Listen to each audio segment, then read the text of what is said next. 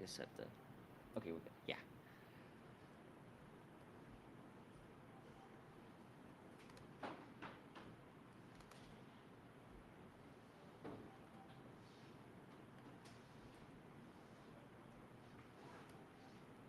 All good. I guess I'll start. Hello? Oh, I guess. Hello? Is that good enough?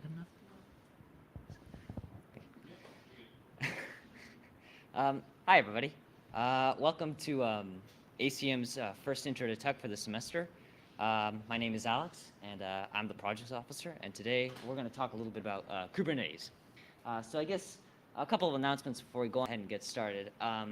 So regarding events, we typically post them on our socials, but we're most active on Discord, and that's likely where you'll get updates right away. Though, feel free to follow us on our other socials. We often update those as well. Just want to give that brief plug before we get started. And also regarding membership, so it is free. The only real condition we have, if you can call it as such, is that you just have to go to that link up there on the slide and just register as a member, and then you need to attend at least 9 of our meetings in the spring semester, and really that's all. Though as far as benefits, the main thing here is that obviously you get a free t-shirt. I don't think anybody can deny a free t-shirt, but then you also have some other goodies, and you'll be entered on giveaways we occasionally do on some of our events. And additionally, we plan to have a networking event closer to the end of the semester. So if you're a member, you will be invited to that. And that will give you a chance to connect with faculty as well as people in industry. Moving on, just to brief you guys on a couple of upcoming events. This Wednesday, between 12 and 1, we have a presentation by the NSA on high-performance computing. It'll be online only, but we'll send the link on the day of the presentation. So stay tuned for that. We'll keep you updated. And on Sunday, we have ICPC. So for those of you who don't know, ICPC stands for the International Collegiate of Competitive Programming, or, well, yeah. And basically, that's where we typically solve problems requiring data structures. And I would recommend going to at least one meeting. It's great practice if you need to ace those data structure questions on your interviews, or perhaps algorithmic questions. It really does help your algorithmic thinking. So I would highly recommend you go there.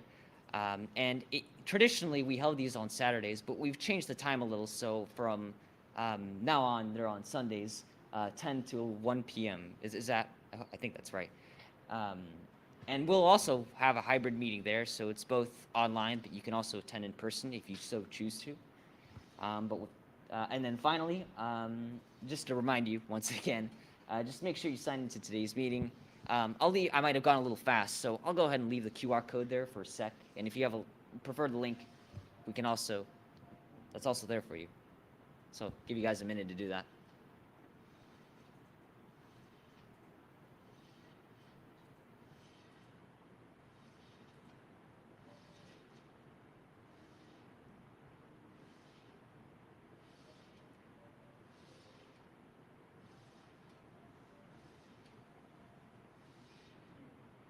Okay, is there?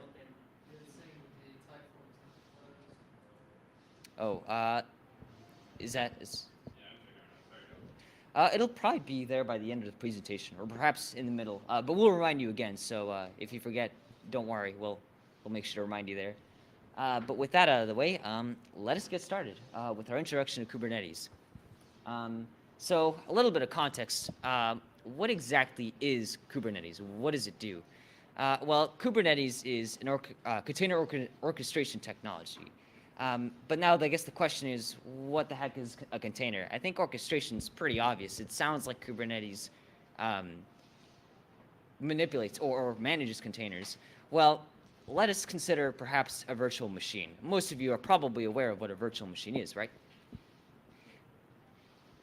Who said? Did anyone? All good? Okay. So, typically a person might use a virtual machine to emulate an operating system. Maybe they want to run Linux on their Windows computer, or vice versa. And basically what a virtual machine does is that it emulates hardware. And so that allows you to host an operating system on top of it. And so the benefit of this is that you have kind of an isolated environment in which you can run multiple operating systems. So perhaps you have a computer that is strong enough to run 2 virtual machines, both being entirely different operating systems, maybe different flavors of Linux, for those of you who are familiar. And this has been a traditional approach for many, many services over the years. So maybe they will have a web server, or maybe they will have a service that is specifically tied to a virtual machine. And this has worked well for many, many, many years, and still does today. In fact, a lot of the UTSA computers here, they will use virtual machines for what they do. However, let us consider the cost. The issue here is that virtual machines can get very resource intensive because you are emulating hardware. You are basically replicating or creating a set of hardware, and that could be expensive on a machine. Of course, most machines nowadays, perhaps they can run, I don't know, maybe like a 4-core, 8 GB RAM system, and that's capable enough. But the question is what if there is a time and place that you need a far more efficient way of utilizing your system's resources, where you need to run other parts of your service? So, like in our hypothetical, like say we have a hypothetical where we're making a service, but then we want to run it on different virtual machines for each part of our service. So we can do that, but why don't we use containers instead? So to brief you, what containers are is that they are similar to virtual machines in that they virtualize something, but the difference here is that they are virtualizing operating systems rather than full-fledged hardware. So the benefit of this is that you still get your isolated environment, you still get a set of resources, but now because you don't waste those resources on emulating hardware, that makes it more efficient. But also the thing to consider too with containers is that you can also package a bunch of dependencies with it. So maybe your service has multiple containers, which means like multiple environments with dependencies and operating systems, and well, I guess dependencies in the case of say an application that you might download. And you can use these containers to kind of package that. And so the good thing with this is a lot like virtual machines, all the dependencies are kind of unified. So the chance that someone has a part of their application screwed up because they might be missing a dependency, containers sort of solve that problem by having all of those dependencies and specific versions of those required pieces of software already packaged on. But let us go back to our main point. So Kubernetes is a way in which we can manage multiple containers or many containers. And for those of you who are familiar with Docker from our last presentation several months ago, if you are not, please don't be concerned. We'll kind of touch on this later. But essentially, Docker is a technology in which we use to create containers. And so the problem becomes, what if we need multiple containers? What if we need multiple sets of containers? How about 2? How about 5? How about 6? Managing each and every single container might be quite cumbersome. So the solution here is that you might want to use a technology in which you unify all your containers in some way, and it automatically manages it for you. So that is the main premise of Kubernetes, that it automatically manages containers for you, and it makes it easy as such. And so, I did not mention, but also containers are typically based off of images. And what images basically are, they're like read-only templates in which you format your container as such. So maybe your container will run a certain operating system, or have a certain file system, or have certain dependencies. So the image declares this. Of course, there are Docker files for those of you who are familiar, but for now, don't stress about that. Just be concerned about the bigger picture, which is what are containers and what is container orchestration, which is basically managing containers, which Kubernetes is a service of. So moving on, I think to get a better idea of how exactly Kubernetes works, right? So the question now is, how does it work? Why does it work? I think to answer that, we should first talk about a couple of ideas, and we should touch about some terminology. So the main part of Kubernetes is that, like I mentioned, we have all of these containers, right? And so in order to manage these containers, we need to have some way to relay information. So we'll kind of start at the top of the hierarchy, which we consider a cluster. And a cluster is essentially a set of machines in which this falls into. And so a cluster may have nodes inside of it. And to clarify that, what a node means is that it could be a virtual machine or a machine on of its own that is running a container within it. But to be more specific, as you see in the slide, pods are the main abstraction. And so pods are within nodes. And so pods themselves usually hold containers, although it is good practice to keep them closely associated or keep them as one container. You know, the reason for pods inside of nodes is so that you can organize your data in a much more efficient way and concise way as well. So the thing to understand here is that, you know, you have nodes which are machines, and then you have pods which hold your containers. And so nodes may have one pod or two pod or any number of pods, or perhaps you might split yours into multiple nodes which hold multiple pods and multiple nodes.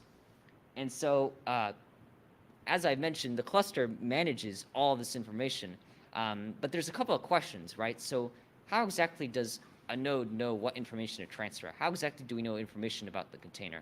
And perhaps, you know, what manages the container? What manages these interactions? So typically, we have a master node, and a master node is often called the control plane or similar terms, but a master node is a node that is designated to sort of handle all of the other nodes, as well as handle interactions between the Kubernetes API, library, as well as, you know, perhaps any other file systems you've backed up, or anything else you might be concerned with when you're managing an application that relies on containers and pods and all of these structures we have discussed.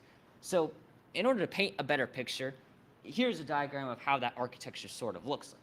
So inside, we have all of this encapsulated by what is a cluster. So all of that is a cluster, right? And so, you know, you have the control plane, which, as I've discussed, is the master node. And that is the node that specifically handles all of these interactions between the nodes, as well as how they interact with the cloud provider API, which, to be more specific, that's something like Azure, Microsoft Azure, or Google Cloud, or Amazon Web Services. That is what we consider our cloud provider API. And so this master node kind of controls these interactions between all of those.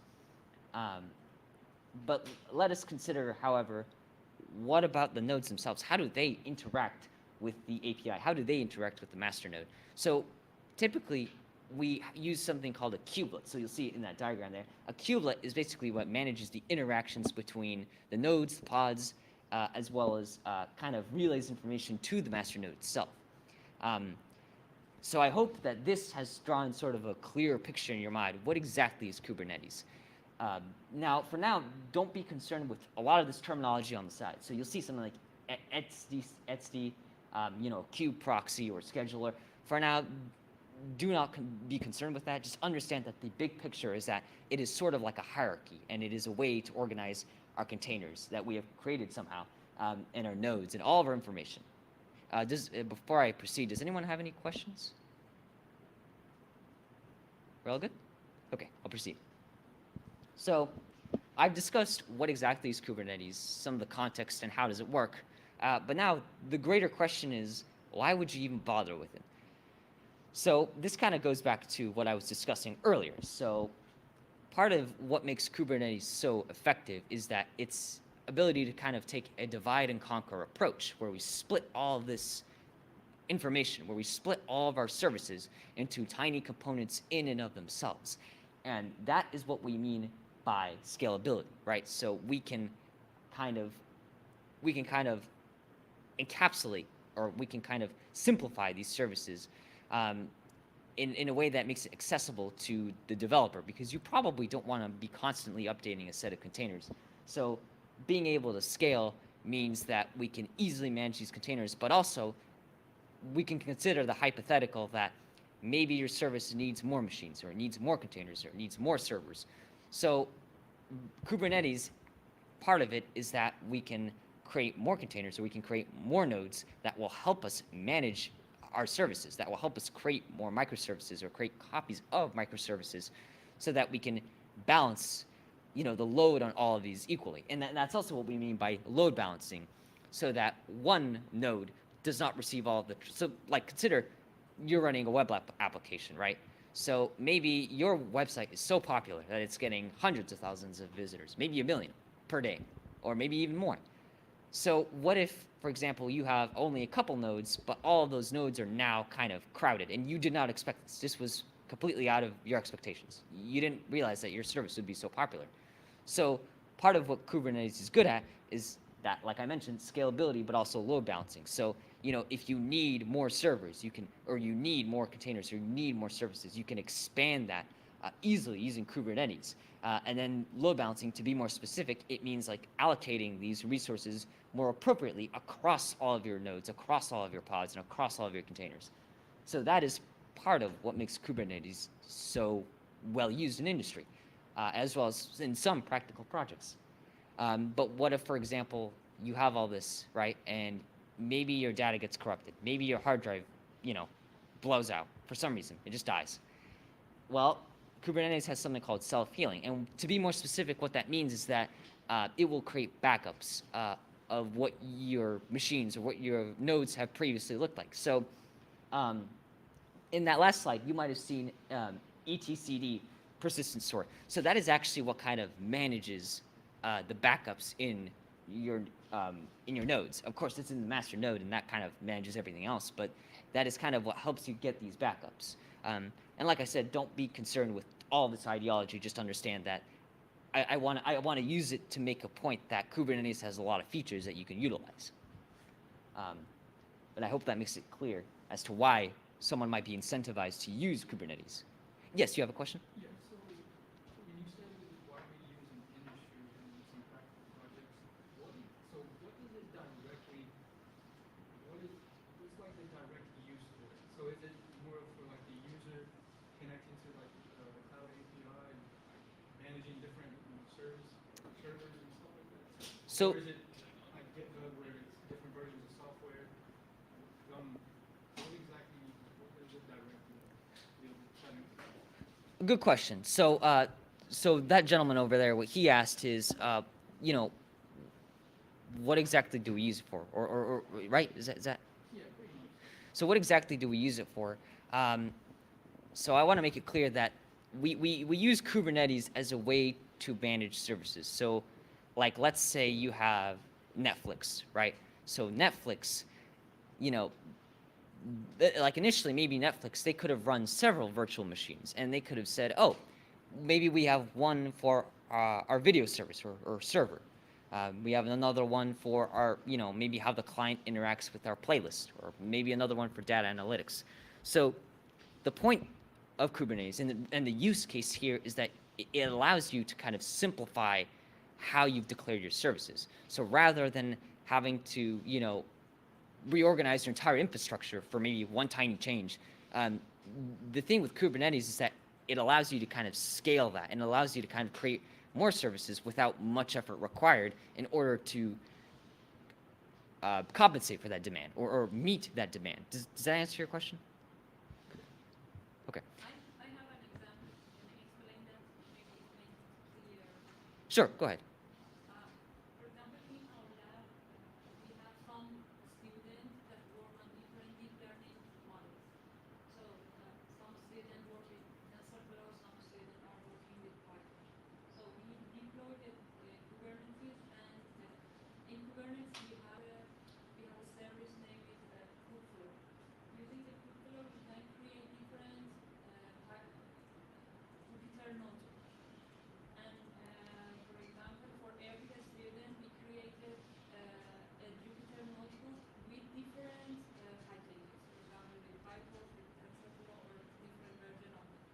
And every student can use his own environment, isolated to other students. So we have a server, we have Kubernetes, and we have Kubeflow, and then we created different containers for every student that is working with their project.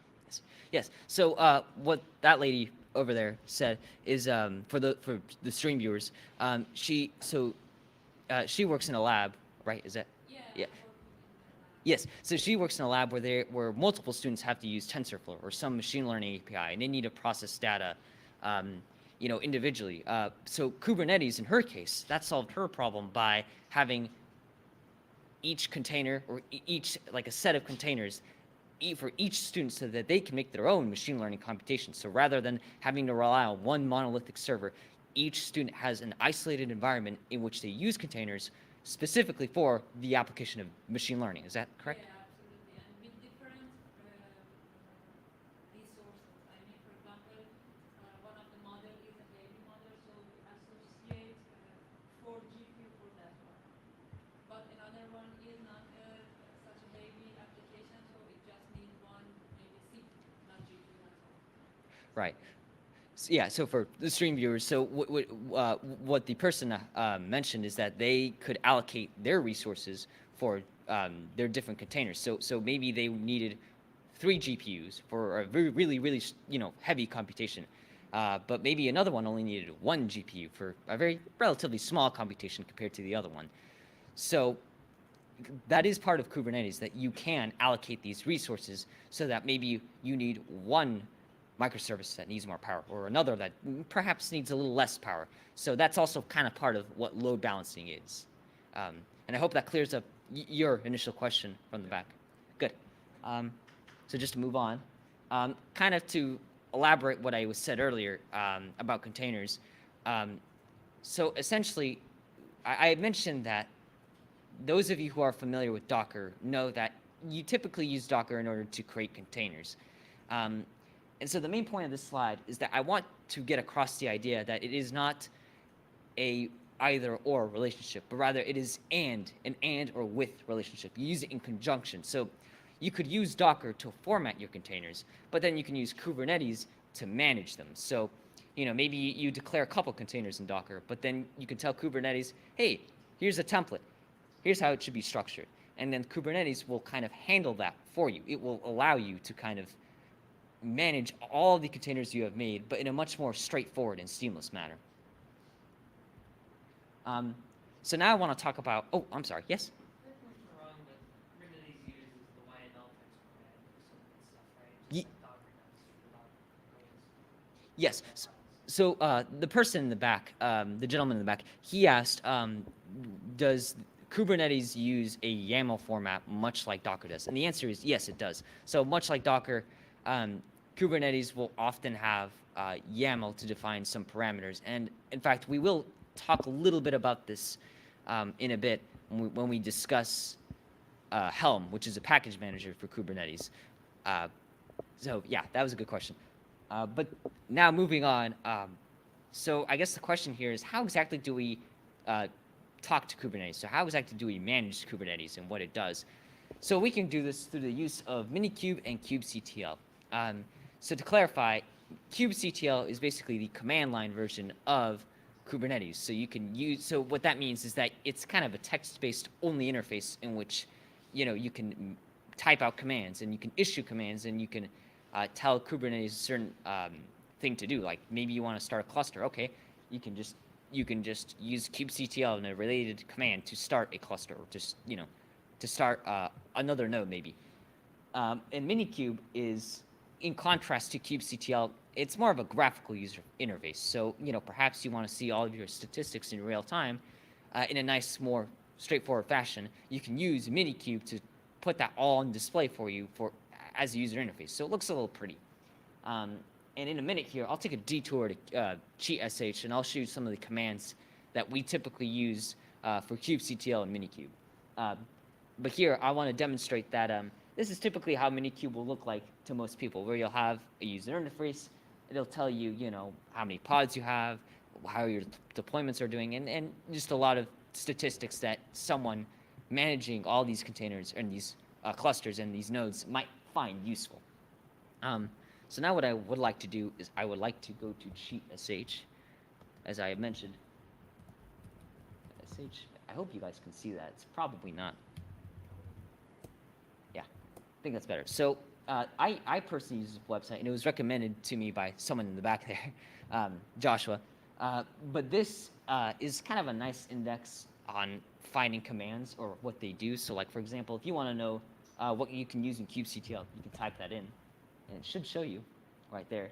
And so it's very useful because it's a bit convenient to take a look at what kind of commands we can use with this. So I don't know if my mouse, yeah, there we go. So we can kind of take a look at like, oh, kubectl, we can, we can take a look at the options, we can take a look at the resources. Maybe we can maybe we can explain a resource or command. I believe you can do commands if you do kubectl explain command. That should tell you what a command does. But I just wanted to point this out because I think it's a good reference for most of us. And similarly, we can type, I think, I could just probably do, /mini key. Is that? Yeah, so we can do the same thing with minikube here, where we take a look at what kind of commands are available. So like we can start a cluster using minikube, we can get the IP address, and we can do a bunch of other things. So we can also open the dashboard, and that dashboard was what you saw earlier. That is your user interface, and that's typically where you'll see, like I said, a bunch of other statistics. But I just wanted to point this out because I think it might be a good resource in case you ever forget a certain command, for the sake of convenience. So moving forward, so I'd like to take a little time to talk about some other tools industry or people might use for Kubernetes. And one such tool is Helm. So to kind of explain what Helm is it's essentially a package manager for Kubernetes. So perhaps for those of you who are a little familiar with Linux, you might understand what apt is. You might understand what a package manager is. And so a package manager is kind of what it implies. It is a convenient way in which you can manage packages. So you can download packages, you can remove packages. And typically by packages, we mean like, it can be either applications or it can be dependencies like a compiler or perhaps the runtime for a programming language. So that could be considered a package. So a lot like those package managers, Helm does a similar thing in which you can use it in order to add repositories or add what we call charts. And these charts are actually how we format these services for your other services. So it's like maybe, so to clarify this, maybe you have a Helm chart for, let's say like a database, right? So within that database, you might have something that kind of declares what resources you use in Kubernetes and so on and so forth. And maybe you want to change how much resources you allocate into this database or into this server. You can kind of use charts, and you can use some of the template files to sort of change that. And typically charts are structured like a directory. So, maybe you have just a couple YAML files, and those are your configurations. Maybe you have a couple folders which also expand on those configurations. And that link there at the bottom, so what Artifact Hub is it's kind of a centralized place where you can find several package managers. But to illustrate why you would use Helm, I want to kind of present to you a hypothetical. So let's say, for instance, we are building a game server. Doesn't matter what genre. Okay, maybe an MMORPG. Maybe just an FPS. Just any generic game. And let's say we need a game server, right? But then we also might need some other services. So like a database, or maybe you need another one for statistics or player analytics. Or perhaps you need another one for the game logic. So what handles the game logic on the server side? So what data is it receiving? How does it handle that? So we could, like I mentioned before, we could take the traditional approach and maybe make all of these on individual servers or individual machines. Or we could run them in virtual machines. Okay, perhaps virtual machines are a little bit better, right? But why don't we use containers, right? Why don't we use Kubernetes? This is kind of the solution I'm hinting at, that why don't we use Kubernetes to structure all these different services, independently, but so that when we update them, we don't have to update everything. It just sort of does it for us. But that is also kind of part of the DevOps philosophy, which I won't discuss too much here, but I will touch upon it in the last couple of slides here. So, in our approach here, we could use containers in order to separate our technologies or separate what server needs what. So to illustrate why Helm might be useful is I want to go to artifacthub.io here. My bad. So I kind of want to illustrate the example here that typically we will have something like, sorry. So this is kind of where we can look up all of our packages. So, let's say, for example, that we want to make a container specifically, or we want to make a node, or, a set of nodes specifically for player analytics. And let's say we need to compute all that data really fast, and maybe we want to make some recommendations. So perhaps what we should do is maybe look up for a machine learning Helm chart or machine learning sort of chart that will kind of give us this template for a node or container. Well, if we look through here, we can see that there's a couple of nice containers that we can use. So we can use maybe a version of TensorFlow, or maybe we could use something like a machine learning chart like what's provided here. So what I will do is make this simple, and then let's say we want to just use Spark, right? So we can take a look at what information is given to us about the Spark chart or the Spark package that we can use as one of our services. So, it'll give us like templates, and this is basically how it's kind of like formatted. And then we see some other information here which could be useful. And these are parameters, I believe. Yeah, well, templates, which we can modify. But let's say we're satisfied with this. We want to use Spark for our service. What we can do is we can install it. And so typically, you can do this through the command line where you first add a repo or add a chart. Similar to how if you worked with Git and GitHub before, it's kind of a very similar thing in which you can add repositories, you can pull data from them and so on and so forth. So, you can first add this using the command line, but then you can install it. And so the difference here between adding and installing is that adding just basically puts it, so your cluster knows that it's there, but to install, that actually deploys it on your nodes. It just deploys it on your Kubernetes cluster. So when you install, you are actually deploying that service. Of course, you may need to modify and tweak things as necessary, perhaps, but just understand that the difference between add and install is just that install actually deploys and puts this on perhaps a cluster or a node or container, so on and so forth. And similarly, we can also look for a database, but I would not like to divert too much time here, so let's go back. So to recap, we have used Artifact Hub to kind of look for a specific service or template of cluster or node that we might need to run a service. And so I wanted to use that to illustrate our example that there are many, many, many different ways, charts and services that we can use and we can integrate into Kubernetes. But because it is so open, there's a lot to choose from. Does anybody have any questions before I move forward?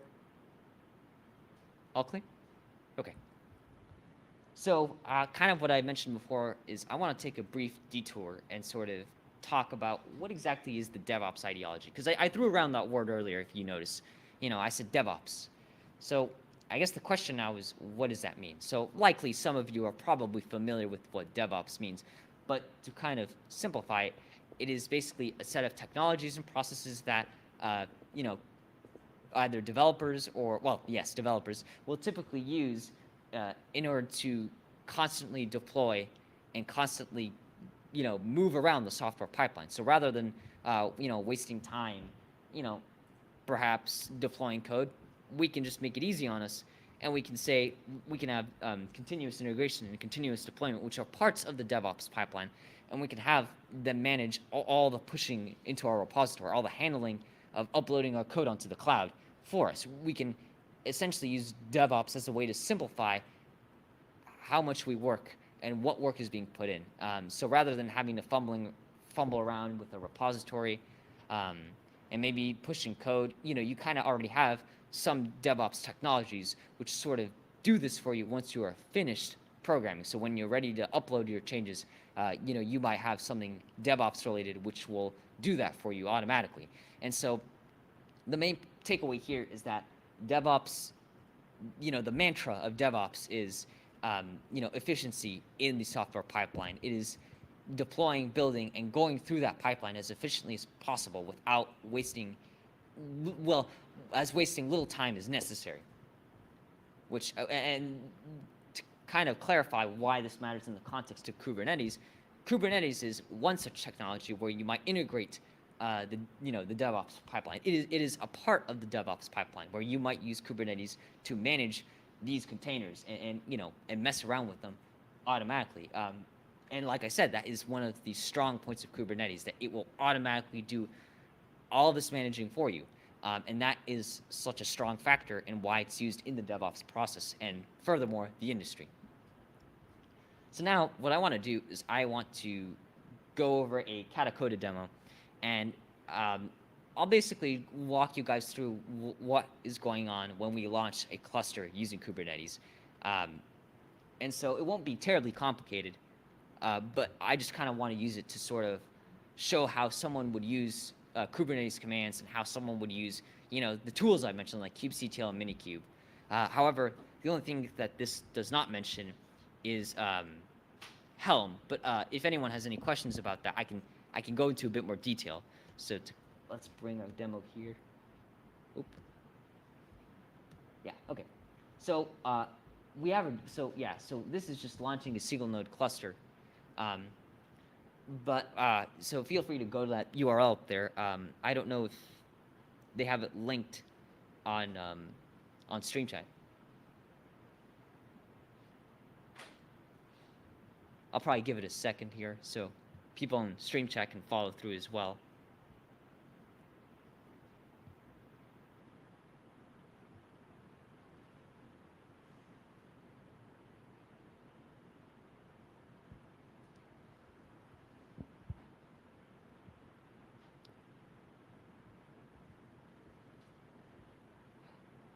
All good? Okay. So probably for now, if anyone in Stream Chat has questions, feel free to ask. I'll catch up to you in a bit. But I'll go ahead and move on to our demo. So I will warn you that you probably will need an account to go through this demo, but you can sign in with a lot of options. So, if you have, say, a Google account, it shouldn't pose any issue. But I kind of want to move onto this to sort of illustrate how you would actually deploy and how you would actually put a single node cluster, or yes, it's a single node cluster. So I'm sorry, that resolution, I did not expect this. Okay, perfect. Yeah, so basically here, we're kind of introduced to Minikube and what it does. So like I mentioned, Minikube is the kind of UI version of what goes on in Kubernetes. So, like I said, you'll get your most common statistics like how are your pods doing, how are your containers doing, how is your cluster doing, so on and so forth. And so what we can do is we can kind of run this command to make sure that it's actually installed on our machine. So, obviously in the case of this isolated environment, so for those of you who are familiar with perhaps Jupyter Notebooks, or the Google Colab cloud instances, Katacoda is kind of similar to that. Obviously here we will have Minikube installed, and so we can check if it's installed through Minikube version, but there's no need to do that since since we already know it's there. But to actually get on with the tutorial, we can do this command. We can run Minikube start. And what this does is it actually starts our cluster here. Sorry guys, I can't see that very well. But basically what this does is that it initializes a cluster on a virtual environment. So what we have done right now is launch a cluster with a single node. And so I think it's still it does take a while to start, but typically that command is how you would start. Yes, you have a question? When you say cluster, is that just me services? So to reiterate what that person said, he asked if clusters are a group of services, to which I say that it is. You could technically think of it as that way, because a cluster, you might have multiple nodes which fall through, but those nodes perhaps might house an individual service within them, because the whole point of Kubernetes is microservices. So you could, yes, so I guess to answer your question, a cluster could be considered a collection of services, but I think it is better to consider it as a collection of machines that run services. Does that answer your question? Okay, good. So I guess this is taking a little time, but I shall move on to the next step here. So once that's done launching, yeah, so to clarify what's going on here is that first what we do is we actually use Minikube to launch our cluster, but this tutorial sort of switches back to kubectl. And kubectl, like Minikube, we can get information. Oh, the font a little bigger? I'm sorry, stream chat and viewers. I don't know if this will help. Probably not. I'm sorry, that's better. Is that better for everyone? Okay, good. So yes, so like we have done here, so basically Minikube just starts that cluster for us, and I guess I accidentally clicked it twice, so that's why it's starting twice. But we have started a single node cluster. I don't know, can I cancel it? And then we, just to make sure our cluster is running, we can do kubectl and then cluster info. So using our command line tool, we can check if the cluster is running by doing this. And indeed, we can see that the master node, or I believe, yeah, the master node is running at this IP address. And then the DNS is just running at wherever this is. And so for now, let's say we're curious to how it looks like. So let's say we actually go to that service, right? So let's say we open a new tab, right? So I guess the problem is why isn't it loading? Nothing's happening. Why is nothing loading? I thought we started a cluster. Well, part of the issue is that we still need to do some configuration in order to actually get Minikube started and to actually access all of our dashboard. So we can also, so with that in mind, we can also look more specifically into what each node has by doing kubectl get nodes. And so what this does, it just gets you the nodes and what's going on. So right now, you can only really see the master node, which I don't know if this, yeah, sometimes this is not very friendly. But what I have done here is I've used kubectl to get me a little bit more information about the master node, which is called, for now, Minikube, which I guess makes sense because we're running that instance. And so right now we have our master node, and we just know that it's ready because we have deployed it, or we've started it, and then it just tells us some other extraneous information like how long it is been deployed for or therefore, and so on and so forth. So continuing forward. So what we can do is we can actually deploy our containers, which we have discussed. Like I mentioned, containers are these like isolated, well, they're isolated environments based on some image, and that image is a template in which many things are declared, like the operating system, the file system, dependencies, and so on and so forth. So what we can do is we already have our cluster running, so we can actually deploy the container or a container within the cluster by running this command. And so what this essentially does is that it deploys a node called first deployment, and then it uses the image in which Katacoda has provided us with, so that image, Katacoda Docker HTTP server. So that image is sort of like a template, or kind of. It's basically, we're basically running a container based on that image within our cluster.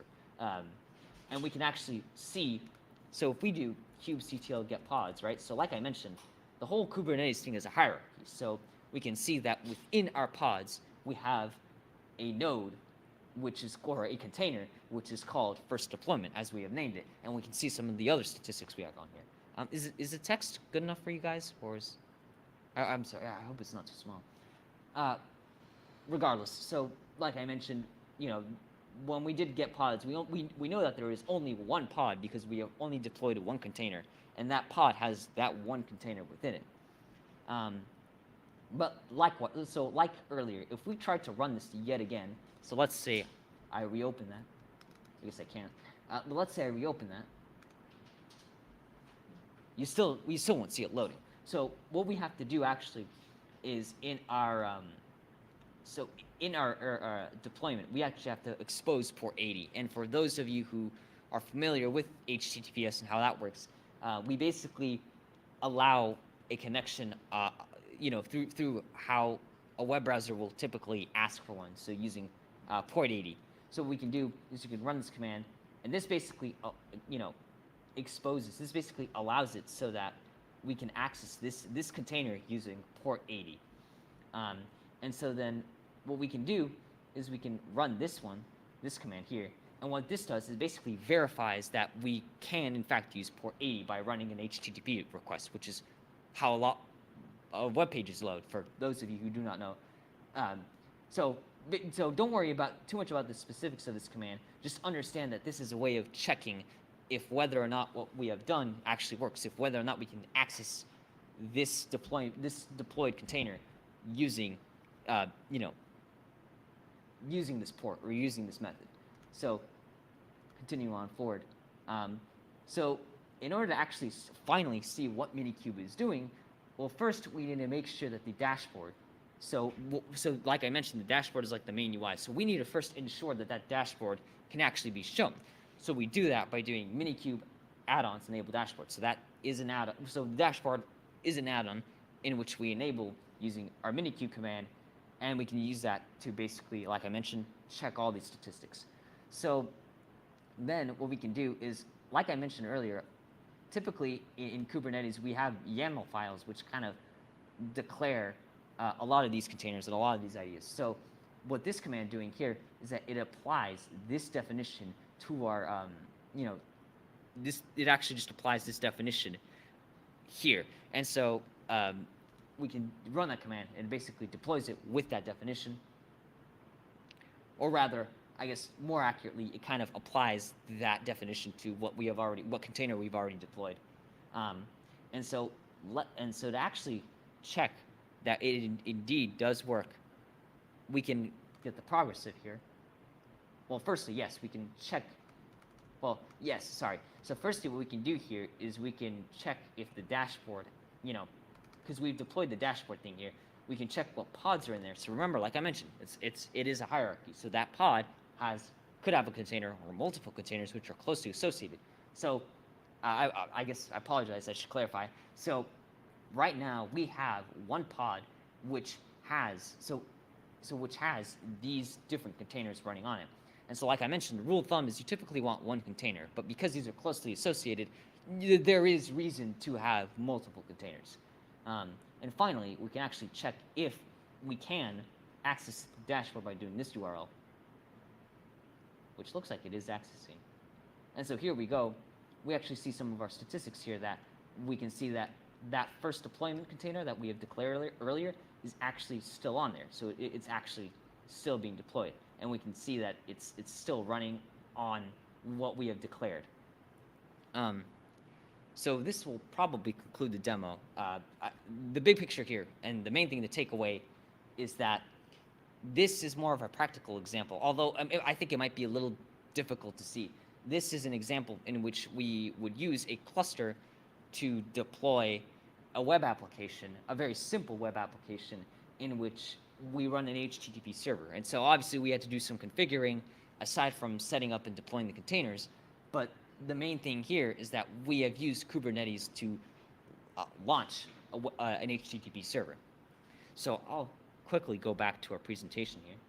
And so that about wraps it up. So if you have not signed in, please feel free to go to that link or scan that QR code and let us know if it doesn't work. We'll try to fix it.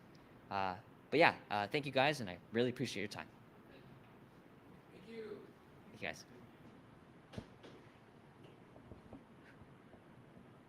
I guess any questions from the viewers or stream chat?